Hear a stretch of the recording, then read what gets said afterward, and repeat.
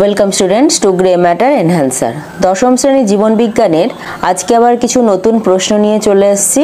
আজকে আছে ঠিক ভুল নির্বাচন। আজকে শুধু প্রশ্নগুলোই বলবো, উত্তরগুলো আজকে বলছি না, উত্তরগুলো নেক্সট ক্লাসে আলোচনা করব। তাহলে দেখো আজকে কি কি প্রশ্ন আছে। প্রথম প্রশ্ন, মানুষের অটোজম বাহিত প্রকট বৈশিষ্ট্য হলো কানের লতিতে চুলের উপস্থিতি। 2. ব্যাক্রস পদ্ধতিতে জীবাশ্মের বয়স নির্ধারণ করা হয়। 3. বংশগতিতে হোমোজাইগাস জিনোটাইপ যুক্ত জীবকে বিশুদ্ধ বা খাঁটি জীব বলা হয়। 4. হ্যাপ্লয়েড জীবের ডিপ্লয়েড ক্রোমোজোম সেটে উপস্থিত জিন সমষ্টিকে বলা হয় জিনোম। 5. ক্যাপিটাল টি ও স্মল টি অথবা ক্যাপিটাল বি ও স্মল বি গ্যামেটদ্বয়ের মিলনের ফলে হোমোজাইগোট উৎপন্ন হয়। 6. বেটেসন ফিনোটাইপ ও জিনোটাইপ শব্দের প্রবক্তা। 7. মেন্ডেল দ্বিসংখ্য জনন পরীক্ষার মাধ্যমে তার প্রথম সূত্রটি প্রতিষ্ঠিত করেন। 8.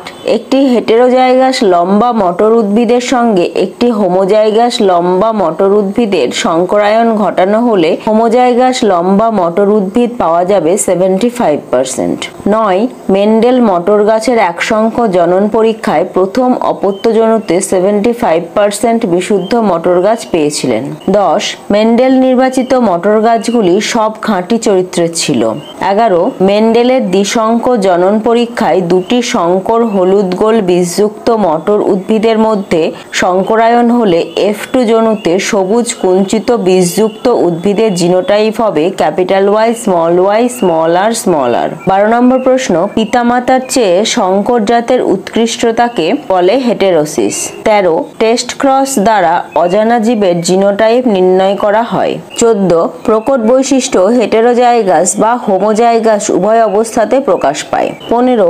জীবের প্রকরণের অন্যতম কারণ ক্রোমোজোমের পরিবর্তন। 16. মানুষের ক্ষেত্রে মহিলারা সর্বদাই হোমোগ্যামেটিক।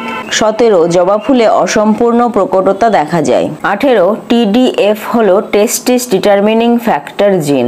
এবার আছে দুটো অতি সংক্ষিপ্ত প্রশ্ন।